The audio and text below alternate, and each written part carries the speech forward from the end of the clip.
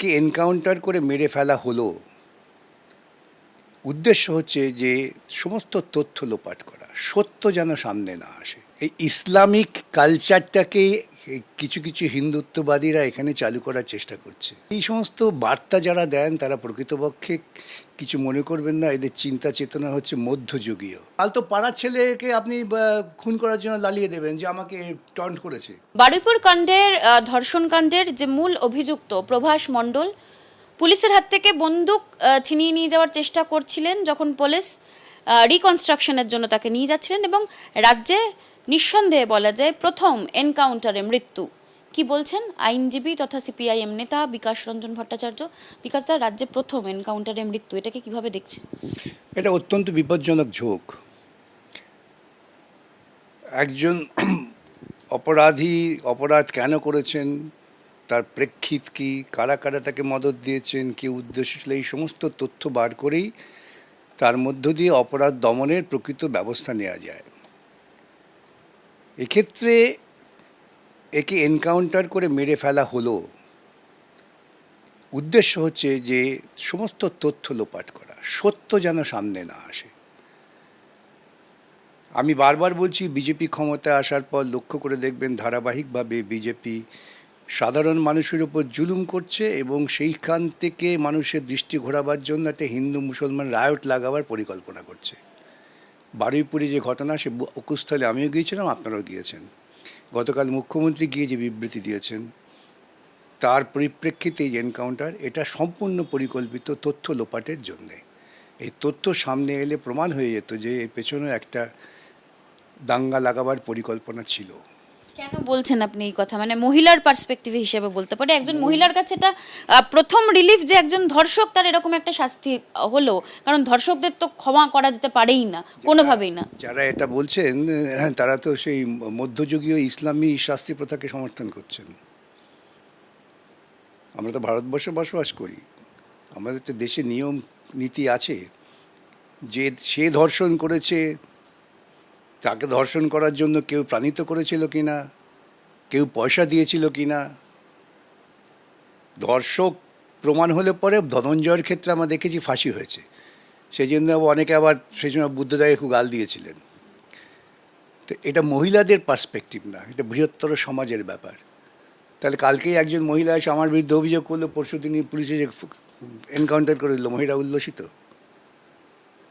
এই সমস্ত বার্তা যারা দেন তারা প্রকৃতপক্ষে কিছু মনে করবেন না, এদের চিন্তা চেতনা হচ্ছে মধ্যযুগীয়।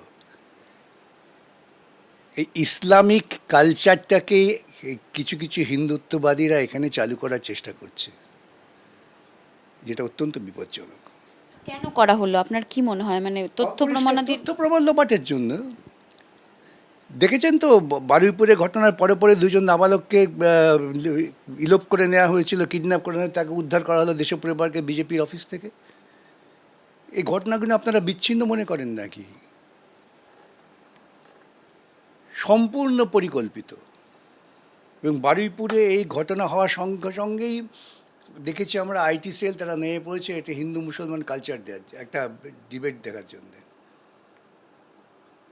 এরা কোনো কাজটা সততার সঙ্গে সমাজ প্রতিষ্ঠার জন্য, সামাজিক ঐক্যের জন্য করে না।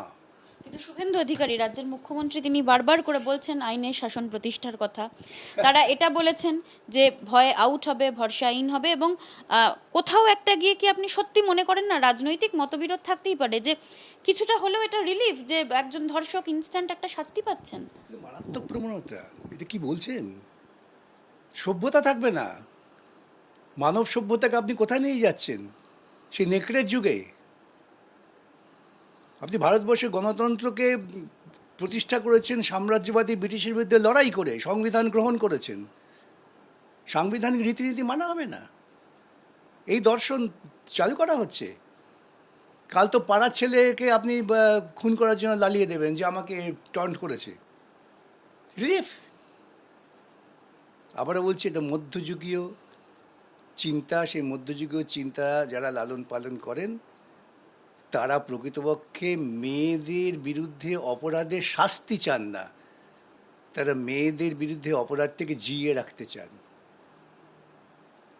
দেখা গেল হয়তো এই লোকটা যদি থাকতেন সাক্ষ্য প্রমাণ হয়তো তিনি বলতে পারতেন যে তাকে কারা বলেছে এই কাজটা করো, পয়সা দিচ্ছি, টাকা দিচ্ছি, এই কাজটা করে, এই উদ্দেশ্য আছে, বৃহত্তর ষড়যন্ত্রটা খুঁজে পাওয়া যেত।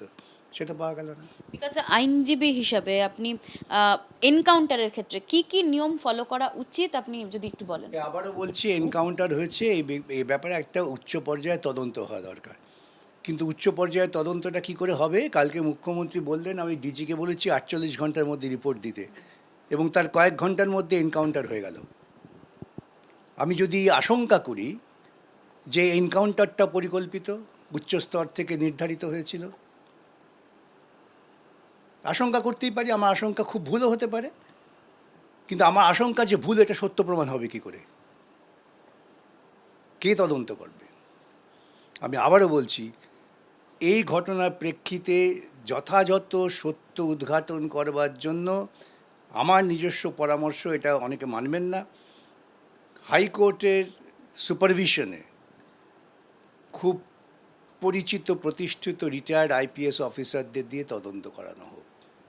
বিকাশ রঞ্জন ভট্টাচার্য তিনি বলছেন যে মধ্যযুগীয় বর্বরতা এবং তথ্য প্রমাণাদি লোপাটের জন্য এই এনকাউন্টার কোট আনকোট সেটা এস্টাবলিশ করা হচ্ছে, এবং তিনি বলছেন যে তদন্ত হোক হাইকোর্টের কোনো বিচারপতি দিয়ে, এবং প্রকৃত ঘটনা, প্রকৃত কারণ বেরিয়ে আসুক। জি 24 ঘন্টার জন্য ক্যামেরায়